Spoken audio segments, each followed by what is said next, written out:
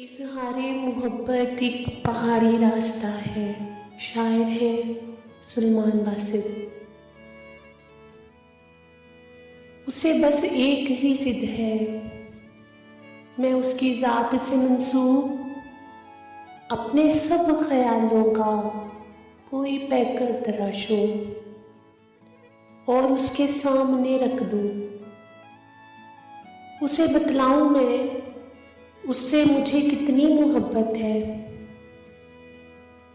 उसे कैसे बताऊं मैं ज़मीं से आसमां तक इस मुहीते बेकरार को अपनी मुट्ठी में जकड़ना मेरे बस में ही नहीं है।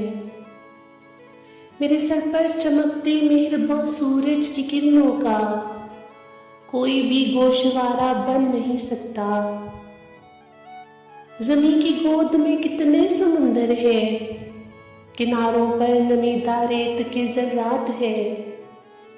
मैं उनको एक अददी दस्तरस में किस तरह कर लूं, भला मैला मकां की वुस्अतों को इस मकां में किस तरह लाऊं, जो कुदरत ने हमेशा अन कहा रखा है उसको किस तरह कह दूं कि तितली को पकड़ लेने का, खुशबू को जकड़ लेने का फन मुझको नहीं आता।